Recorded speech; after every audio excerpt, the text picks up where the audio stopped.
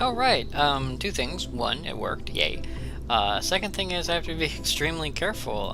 What's the tolerance on this? And I ask that because you guys have no idea what I just did. Impact tolerance is 9999. And I was able to rip it off? Damn.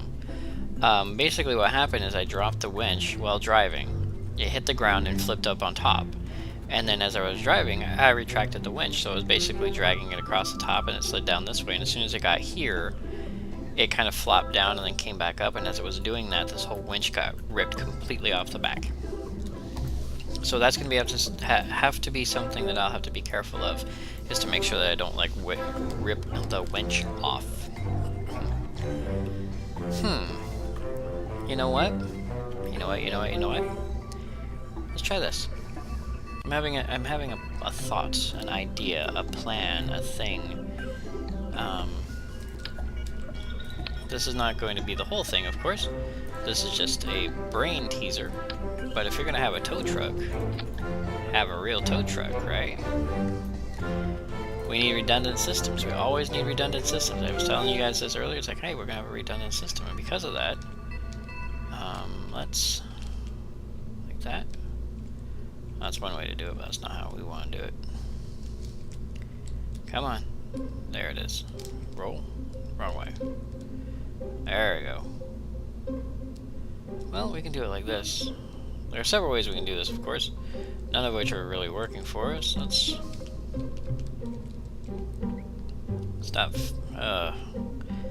Stop fighting me, damn it. Alright. So there's one. We can do it like that. Very tow truck-like. Then if for whatever reason that were to break, we have like what, another one behind it? Like directly behind it?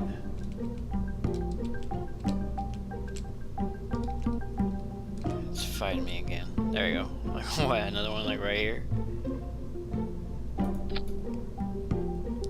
A little off center, I think. Make it more centered? There's no way to make it more centered, because that's like the center of the object right there. There we go. That's centered. So what, two like that? Maybe even do a third one if we can? Like some oddball third one like up here or along the back. Ooh. Oh wait, you don't want to go there? Okay, I don't think it'll fit there, or it won't work there, unfortunately. Yeah, it says no thank you. Okay, so like if I wanted to, I could do it like that. Have like a dual bed tow truck kind of thing. I don't know. I don't know if that would be too redundant, or if it wouldn't work proper, or if it would work proper. I kind of like it. It kind of loses out. You do have a 3-man cab at the front, which is great, but at the same time, you sort of lose out on that 4th cab plus fuel plus everything else. So I'm not sure I'm liking that just yet. Let me take a look. What does this have? Cargo living module. Alright, I've used that before. There should be a fuel module, and I think it's over here in the fuel container, isn't it? No, it's here. Cargo, liquid fuel, and oxidizer. So it uses jet fuel, but not a lot of jet fuel. I don't know. I'm kind of liking that, but at the same time, I'm kind of thinking to myself,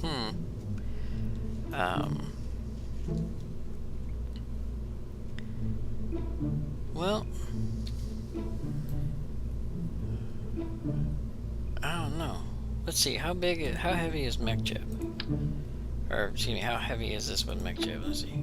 4.5 tons, right? And then new. And then let's check, well, this will have the weight directly on it, won't it? 4 tons. Or as MechJeb would say. Well, let's say MechJeb, that'll give us a better reading for both. MechJeb says 4 tons. So this was actually lighter than the other one. Well, the other one had other parts, but, you know, basically lighter. So I guess, yeah, we'll do it like this, I suppose. This one works. Not sure how well, but it works. Probably like one, you know, 2 more, just in case. I don't know. I'm kind of being silly at this point. Okay, so just the one, unfortunately, for now. If it doesn't work as a tow truck, it will at least work as an explorer. And for that, we'll need, oh well, yeah, we're going to need mech jeb, so let's slap a mech jeb on here. I say slap, when really I mean put, place. Speaking of which, this mech jeb kind of lines up flat. That'll work. Put him right there. Oh yeah, he lines up nice. I'll leave mech jeb like that. That's nice. And then on the other side, well, no, mech jeb's not in the way of anything. We're not going to need the protractor on this. We'll put that on the rocket itself, but we are going to need a GPS unit on this.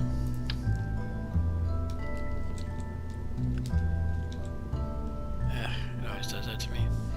Gotta zoom in and check it out. Alright. And, oh, here we go. Maybe on the front.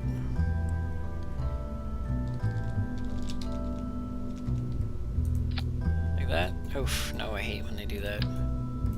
Hate when they do that. C. Yeah, there we go. Oh, we can put the GPS unit on the same side, I think. Or not. Why are you being so weird?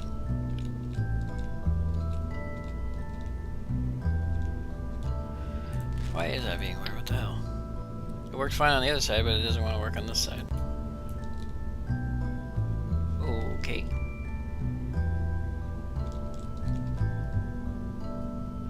Okay, well, I guess we're just gonna have to... There, GPS unit. Guess I'm not particular in something so tiny like that. Okay, now normally I'd say we could launch this thing... well, I guess we could just launch it like that, flat, right? Oh, but this is our main unit, right? We can't do this right here. Screwed that up. Alright, fix time. So that's the unit we want. And then we want to put like this on top of it. Splork. Actually, no we don't. No we don't. We want to do this the way I was doing it before, which is...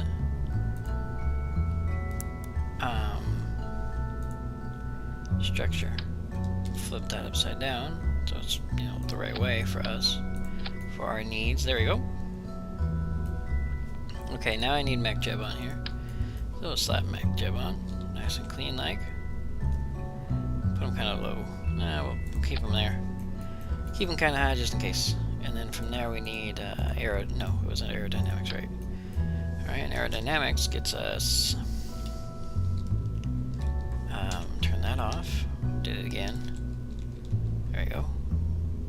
But yeah. Well, no, that can get snagged by the tire cannon. Let's put the there you go, right there. Okay, and then from here we want, well, we absolutely want this back here, right? Right. So let's lock that into position. Would it be better upside down like this? No, we want it in the center of the truck. That's right. So like that. Oh, what? You're not gonna do it now? Oh, don't tell me that because the brain's on there it's gonna be all like mean.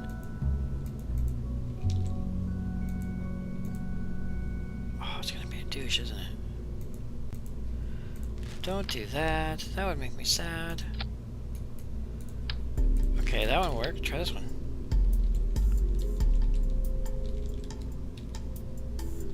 Okay, I don't know why the other one didn't want to work, but apparently this one does. Who knows? Okay, so the next thing is that, right? Yep. Alright, so that looks all set up for our tow truck, our hauler mobile. There is a couple other items, of course, that we're going to need. Super fun stuff. One or two items. We are going to need protractor, which does not like my machine very much. I don't know why, but it doesn't. So protractor. We'll not worry about the space tape looking all weird on there. We'll leave it as that. That'll be fine. We'll put the protractor on that portion of the ship just for fun. Alright, and then it's only 4 tons. 4 tons is actually pretty easy to get up into space and to get out. Our probe was only about 4 tons, or our beacon was only about 4 tons. So this is going to need several other things, including parachutes. Yeah, you're going to need parachutes. So for... Okay, zoom in. Come on. at a funny angle. So it's kind of fighting me. Okay. So with this, we're going to start calling everything KSA now for Kerbal Space Adventures. And what to call this thing?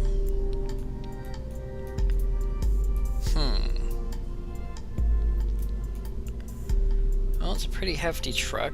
It's a Mark 1D EMV. We're gonna call this the Dune Mover. Yeah, beastie. So KSA Dune Mover. We won't need any of this stuff on here, I don't believe. But we did need to figure out parachutes. That's right, parachutes. And for parachutes, we need what? Oh, these are heavy. But they should. Should work, right?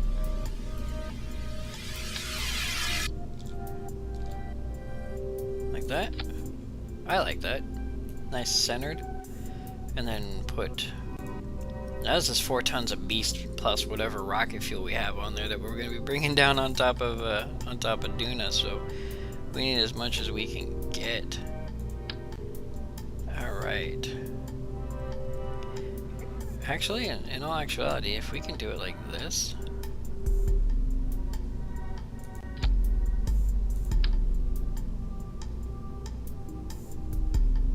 Well, it'll be off center, I think. Oh no, there we go. Oh, 4 parachutes? Hell yeah, we'll do that. We'll absolutely do that. It'll make us super heavy, but at this point, I don't mind that much. Something this beastie coming down? Oh yeah, we're gonna need that many parachutes. That's nice and even. This one's a little off center because of the way I chose to move that one. There we go. So 4 whole parachutes. Look at that. 4 whole parachutes. All right, this, and this will all go for the center. Because those are all going to come off after the parachutes get deployed and not before. Super, super important. Now, we need yet another decoupler here. That one too big? Nope, that should be just fine. Okay. And then we're going to need a rocket big enough to hold this thing from crashing into the dirt. So I think we're going to need something about this big. I know, huge, right? And then that will give me a thrust-to-weight ratio of 0.66. Oof. Oof, oof, oof. Not great.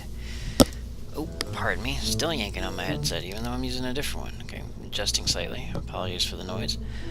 Can't mute while adjusting, unfortunately. 0.66. What is, no. Yeah, well, no. Crap.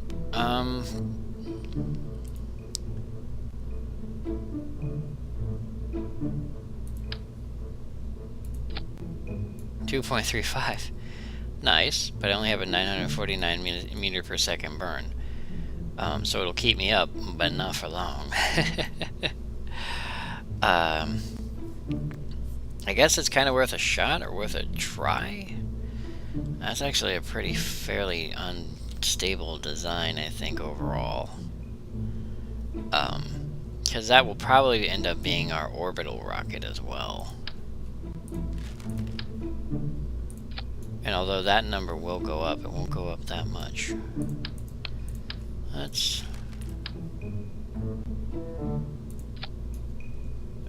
well, the tires will be up out there, won't they? 0.51. Let's, 1.86 and 1652. Okay, that I can deal with. That I like. That's okay.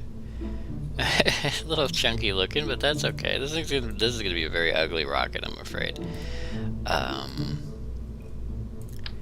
just designing it as I'm building it, so if it looks really weird, that's why. That's the reason. All right, let's drop a couple of these. No, you know what? Let's stick with these. Let's keep making this thing short and ugly looking. You know, if we're gonna make it short like that, let's make it short right. Let's one of these. There we go. And then we're gonna put what, one of these on there? Bam. 0.67, really? That's crappy. That's no good. What's this big one get us? 0.72, even worse. No.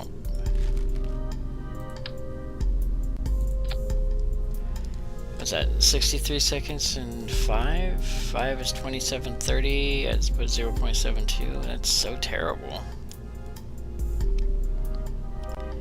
Oh well. We'll figure it out. This rocket's gonna look so horrendous. But this is what we're kind of going with here. Unfortunately, the DEMV doesn't have a very good delivery system built in. But that's okay. We'll build our own. Yeah, we're gonna build our own. That's what we do around here. We build our own stuff. And because we're at 30 tons, I'm gonna go ahead and go with, I wonder if... Oh, I wonder if. This would be terrible. But I'm gonna try it as sort of a what if. An asparagus system with just these tiny rockets, these tiny engines, or excuse me, these tiny fuel tanks. Yeah, they will be rockets when it's done, but right now they're just fuel tanks. All right, and then what does that get us for rocket fuel here? 5.48. Damn. This thing's really ugly. Let's asparagus this thing up. Actually, let's not. This is what I'm gonna look at for now. I'm not gonna do the asparagus because everything's like kind of screwed up right now. Let's bring some of this back together really quick.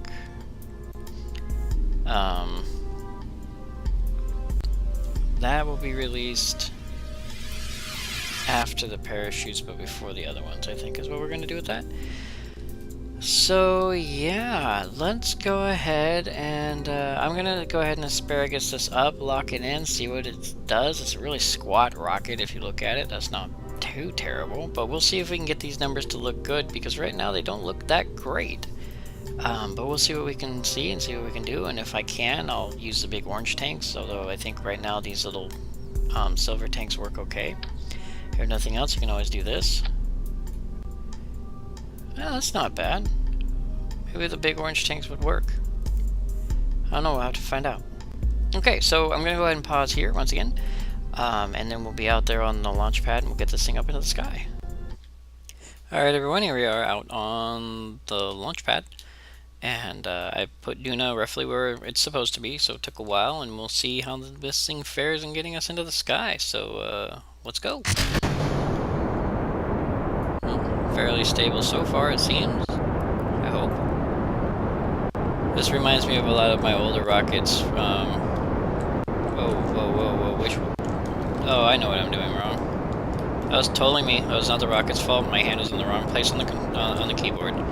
Totally all me. This reminds me of the rockets that I used to build in KSP 0.17. Wow. Ah, great. Now I'm going to have to fight this thing all the way up because I screwed it up right off the bat. That's okay, though. That's okay. We'll figure it out. Anyway, yeah, it just totally reminds me of those types of rockets because of how chunky it is and how gray it is. I remember those rockets being all gray and chunky and huge. And it seems like I've done the same thing here. Alright everyone, here we are. We're just about 1 minute to our burn marker.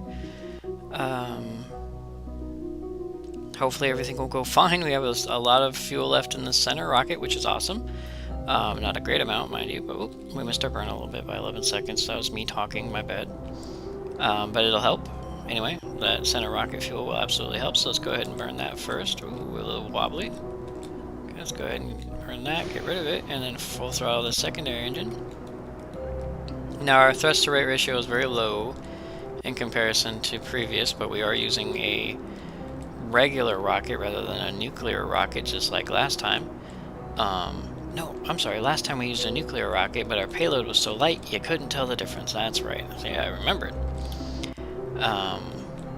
I did put solar panels on here. I'm hoping that that won't be a problem as long as our rockets are generating are generating thrust, you know? If it does become a problem, that's going to have to be something that we have to deal with later. So much for redundant systems, right? Oh, it can't be perfect every time.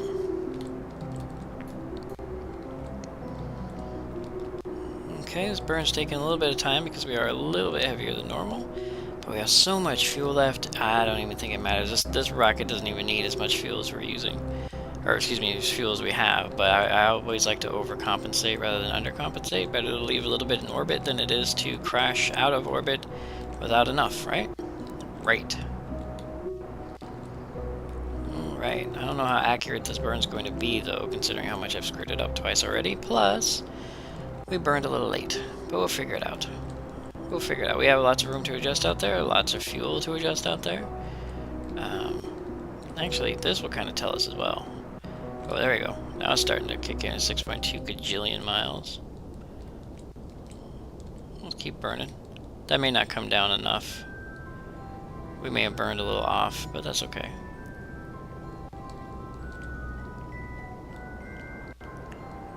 Burn a little more. I don't know what the difference between this and that is. Ah! Well, we're at 1 gajillion miles now. Ooh, there we go. 500,000, what was it, 500 million meters? We want that much lower, don't we? I guess that's as close as it thinks I'm gonna get, right? Oh, I can get closer than that, can't I? 2.4 million. 1.7 million. 1.4 million. Okay, 68 million is cool. 40 million is cool. 9 million is even better. Getting closer than that. Nope, now we're going out the other side. Okay, so we're at 9 million. Roughly 9 million. 9 million is not bad. So this is going to take a long time to get out there. So once again, I would like to thank you all for joining me for Kilobyte Short on this Kerbal Space Adventure Let's Play, of course, of Kerbal Space Program. And once again, I will see you when we are around Duna, or close enough to it to spot it. But before we do that, let's take a quick look on this dawn, I guess. Artificial dawn, since we're forcing it. Yay! Okay, so I will see you guys next video.